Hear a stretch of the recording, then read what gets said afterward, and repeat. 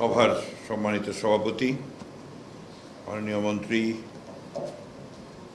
গণতন্ত্রের অন্যতম যোদ্ধা জনাব জহিরুদ্দিন স্বপন, মঞ্চে উপস্থিত আছেন আমাদের বিশিষ্ট নাগরিকবৃন্দ, সাংবাদিকবৃন্দ, শিক্ষকবৃন্দ, যারা জুলাইয়ের গণঅভ্যুত্থানে বিশিষ্ট ভূমিকা পালন করেছিলেন। সকলের নাম বললে অনেক সময় লেগে যাবে। সেই সঙ্গে উপস্থিত আছে আমাদের শহীদের ভাই, মুগ্ধের ভাই, স্নিগ্ধ সুধীবৃন্দ, আসসালামু আলাইকুম। আসলে এই জুলাই সম্পর্কে কথা বলতে হলে স্বাভাবিকভাবেই আপনার একটা ভারাক্রান্ত পরিবেশ সৃষ্টি হয়। আজকে যে বক্তব্যগুলো এসছে তার মধ্যে নিশ্চয়ই সবাই দেখেছেন যে আবেগ এবং দুঃখ সব সামনে এসে উপস্থিত হয়। সেই জন্য এখানে কথা বলতে গেলে অনেক কিছু আপনার ভাবাবেগে হয়তো অনেক কথা বলা যায় না, হয়তো অনেক বেশি কথা বলা হয়ে যায়। আমার কাছে যেটা মনে হয় যে মূল বিষয়টা হচ্ছে যে আমরা পরিবর্তন চাই। আমি যখন একদম ছোট ছিলাম, প্রাইমারি স্কুল পড়তাম, তখন আমাদের বাসা মফস্বল শহরে ঠাকুরগাঁ। আমার বাবা আবার তখন মুসলিম লীগের নেতা ছিলেন। তাই প্রায় দেখতাম যে এক ইয়াং ম্যান, মানে আমাদের এক চাচা অবৈধ মানুষ, প্রায় এসে আমাদের বাসায় আসতেন এবং বেরোতেন না বাড়ি। তারপর আমি মায়ের কাছে শুনতাম যে সে একজন কমিউনিস্ট, উনি পালিয়ে আছেন, পুলিশটাকে ধরার জন্য চেষ্টা করছে, উনি পালিয়ে আছেন। আজকে এখানে অনেকে আছেন যারা তার নাম জানেন, নুরুল হুদা, কাদের বক্স, ছোটি ভাই বলেন ওনারা। তো ছোটবেলাতেই উনি আমাদের বলতেন, যখন আমরা ছোট, তার সঙ্গে কথা বলতাম, বসতাম, গল্প শোনাতেন। তিনি বলতেন, তার কথার মধ্যে যেটা বেরিয়ে আসতো মূল কথা, যে সমাজটাকে পাল্টে দিতে হবে, পরিবর্তন করে দিতে হবে। তখন থেকে ওই কথাটা মাথার মধ্যে গেছে যে সমাজের পরিবর্তন চাই। পরিবর্তন কিন্তু এটা আপনার বৈজ্ঞানিক ব্যাপার এবং চলমান ব্যাপার, পরিবর্তন হতেই হবে, হবেই। কিন্তু সেটাকে একেবারে অত্যন্ত নিয়মের মধ্যে দিয়ে, শৃঙ্খলার মধ্যে দিয়ে, একটা আন্দোলনের মধ্য দিয়ে, যুদ্ধের মধ্য দিয়ে পরিবর্তন করা, এটা ছিল একটা ভিন্ন ব্যাপার। আমাদের দেশে আমরা 1952 সালে, তারও আগের কথা বলি, 47-এ একটা ভাগ হয়ে গেছে, পার্টিশন হয়ে গেছে। সেটাও কিন্তু হয়েছিল বহু আন্দোলনের পক্ষে, পরিপ্রেক্ষিতে বহু আন্দোলন, প্রাণ বহু গেছে। তিতুমির, আপনার ক্ষুদিরাম, প্রীতিলতা বদ্দার থেকে শুরু করে বহু মানুষ প্রাণ দিয়েছে, বহু আন্দোলন হয়েছে, পরিবর্তন এসছে, একটা দেশ তৈরি হয়েছে, নতুন ভাগ হয়ে পাকিস্তান হয়েছে, ভারত হয়েছে। সেই পাকিস্তান যারা আন্দোলন করেছিল তারাই কিন্তু একসময় আবার আন্দোলন শুরু করলো, যে আমরা সবাই সেটা জানি যে এই পাকিস্তান যে শাসক গোষ্ঠী, এরা আমাদের এই অঞ্চলের মানুষদের বঞ্চিত করছে এবং তারা আমাদের যে আকাঙ্ক্ষা সেটা পূরণ করতে পারছে না। মৌলানা আব্দুল হামিদ খান ভাসানী, শেরে বাংলা, ফজলুল হক, শেখ মুজিবুর রহমান, সারওয়ার্দী, এরা সবাই কিন্তু এই আন্দোলনের নেতৃত্ব দিয়েছে সবাই। এবং এটারই ধারাবাহিকতায় পরবর্তীকালে 1971 সালে দেশ স্বাধীন হয়েছে, যুদ্ধ হয়েছে, আমরা একটা স্বাধীন দেশও পেয়েছি। দুর্ভাগ্য আমাদের তখন থেকেই আবারও সেই একই গান গাইতে হয়েছে, পরিবর্তন চাই, পরিবর্তন করতে হবে। দুর্ভাগ্য এটা। আমরা 52 বছর, 55 বছর হয়ে গেছে। চীনের স্বাধীনতাও প্রায় একই কাছাকাছি সময়, কাছের যে সিঙ্গাপুর, তারও প্রায় একই সময়।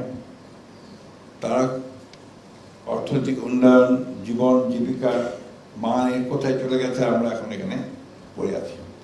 এবং সবচেয়ে উল্লেখযোগ্য ব্যাপার যে যখনই কোনো পরিবর্তনের কথা বলতে হয়েছে, তখন প্রাণ দিতে হয়েছে। ভাষা নীলনন্দ থেকে শুরু করে একদম এই 24শে জুলাই পর্যন্ত আমরা যারা ক্ষমতায় যাই,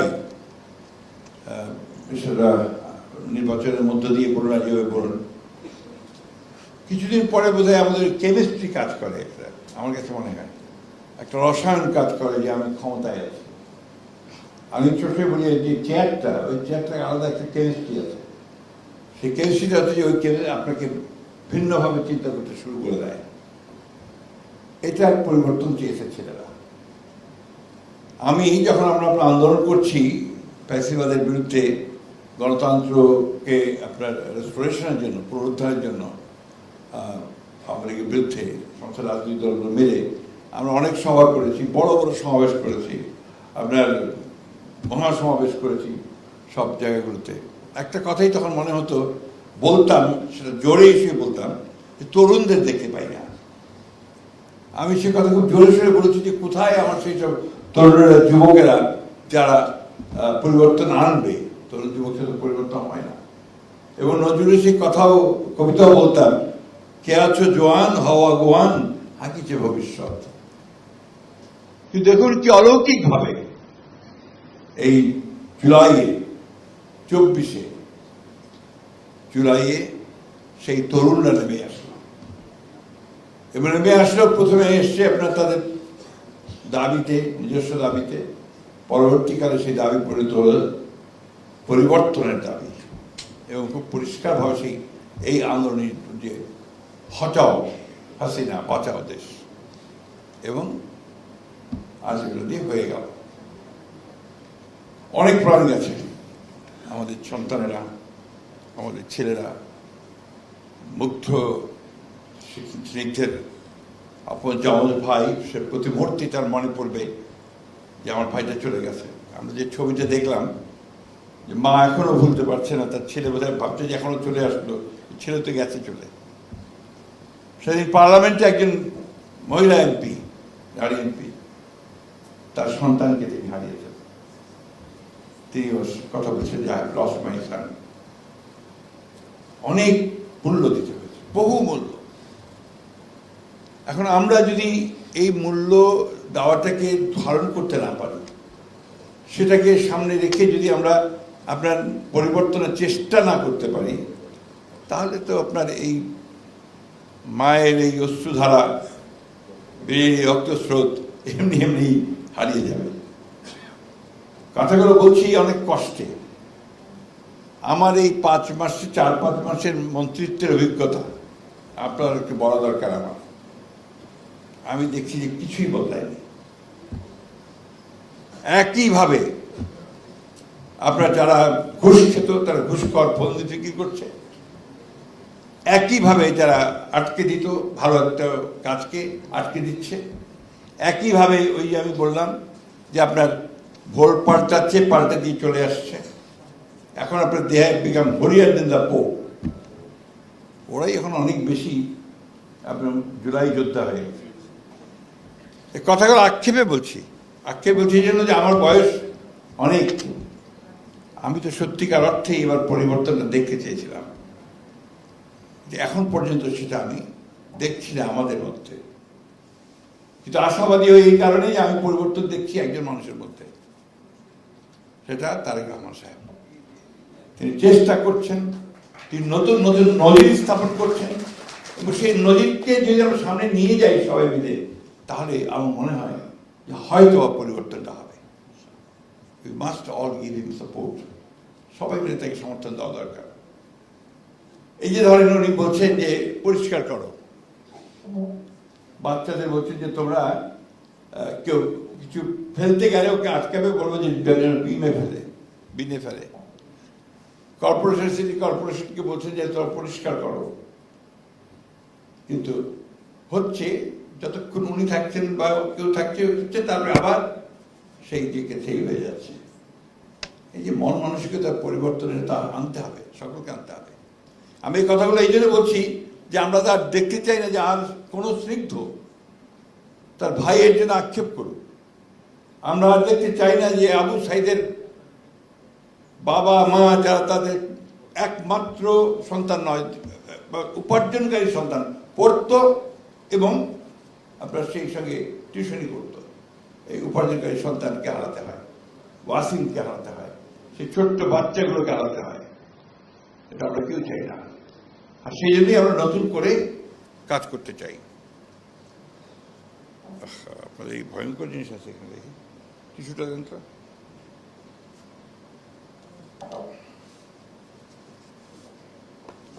কাটা না, ঠিক আছে, দেখা যাক।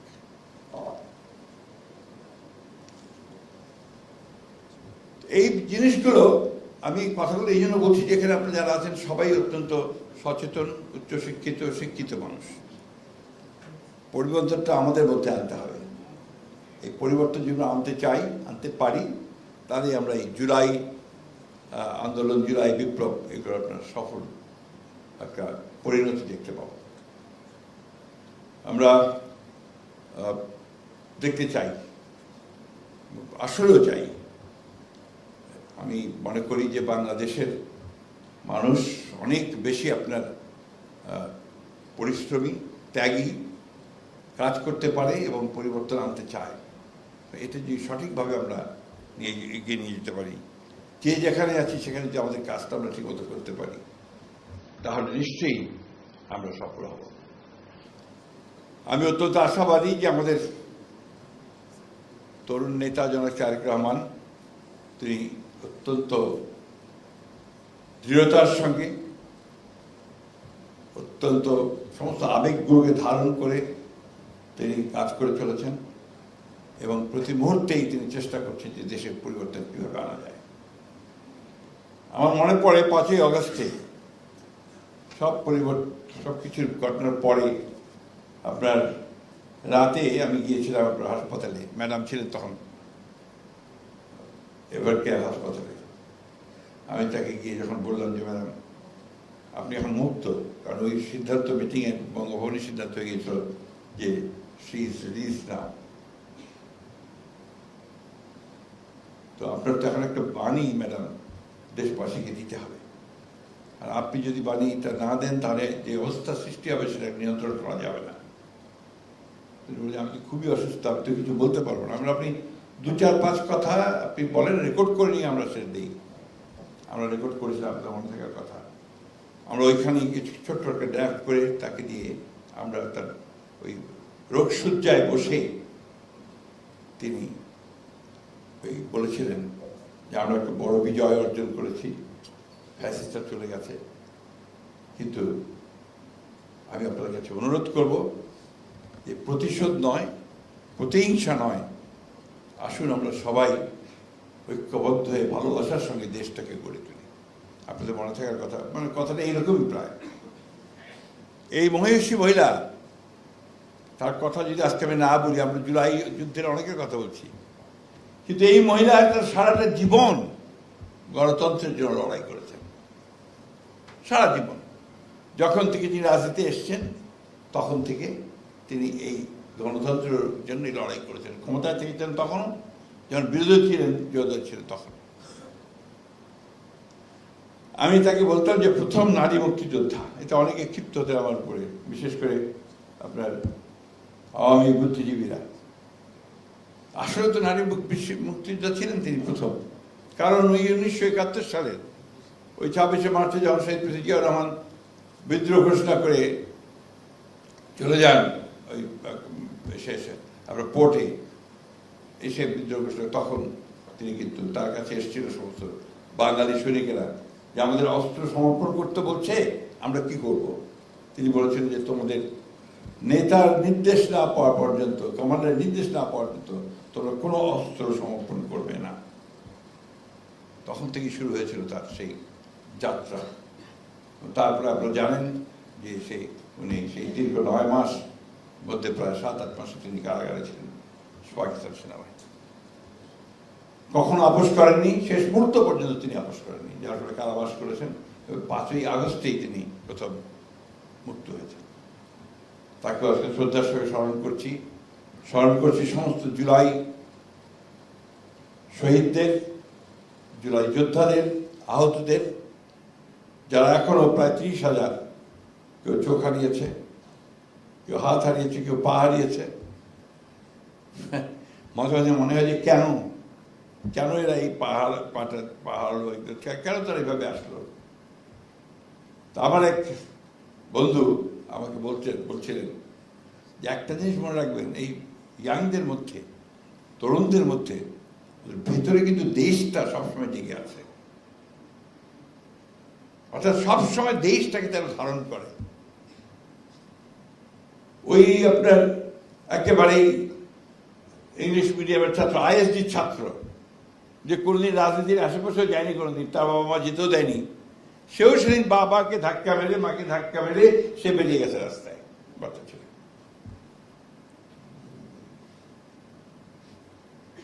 কষ্ট হয়। যাই হোক, আমরা খুব আশাবাদী যে আমরা সবাই মিলে চেষ্টা করে আমরা দেশটাকে সত্যিকার অর্থেই একটা পরিবর্তিত দেশ, একটা গণতান্ত্রিক বাংলাদেশ, একটা অসাম্প্রদায়িক বাংলাদেশ, মেধাবীদের বাংলাদেশ, তরুণদের বাংলাদেশ আমরা গড়ে তুলতে সক্ষম হব। এই হোক আজকে আমাদের, তাদের প্রতি শ্রদ্ধা জানাতে হলে এটাই হওয়া উচিত আমাদের আজকে মাত্র শ্রদ্ধা, শপথ। আপনাদের সকলকে অনেক ধন্যবাদ। আসসালামু আলাইকুম। ধন্যবাদ। আজকে অনুষ্ঠান